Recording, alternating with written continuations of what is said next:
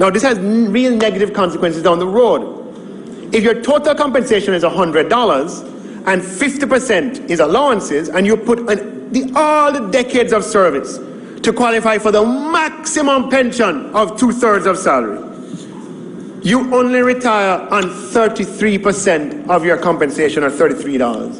And that is at the maximum. So you used to earn $100 before, $50 in salary, $50 in compensation, in allowances. Allowances are non-pensionable. So when you retire, you just retire under 50. At the maximum, you're going to get 33. So one day you make 100. I know you don't need as much in retirement, right? But to go from 100 to 33, it's a big jump. Some of them who are not at the maximum will go to 25 or even 20. So, Madam Speaker, it doesn't work for the public sector employee at all. And this unmanageable allowance complexity, Madam Speaker, needs to change. At the end of a long period of service, people feel a sense of disappointment, resentment, right? And it feeds the notion that Jamaica is an unfair place. As I said, we can be poor, but we must be just. And we are going to restore equity, Madam Speaker, internal equity and justice in how we pay our public sector. The effective date of implementation will be April 1st, 2022. Now, that does not mean, Madam Speaker, that your April paycheck is going to reflect the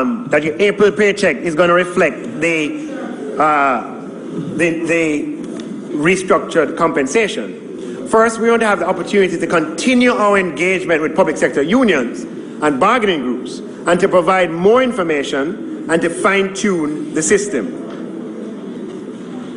We then propose, Madam Speaker, that early in the second quarter of the new fiscal year, the implementation will begin, but it will be effective, retroactive to April 1st, 2022. Every public sector employee will know from before what your salary will be this year, what it will be next year, and what it will be the third year, when we have completed the implementation of the new compensation system. You will have clarity and you will have transparency. Now, Madam Speaker, some people have expressed some worry that if they receive a tax-free allowance today and tomorrow that allowance does not exist anymore, that they may be adversely impacted. Allow me to say clearly and emphatically, Madam Speaker, that no public sector employee's net pay will be lower as a result of the new compensation system. In fact, every public sector employee's net pay will be higher as a result of the new public sector compensation system. Let me also be clear on another matter. Once we begin implementing the restructuring of public sector compensation, Jamaicans will expect more from the public sector, and rightly so. Because it is taxpayer money that is paying these salaries, Jamaicans will expect more from their civil servants, more from their parliamentarians, more from their ministers, Madam Speaker.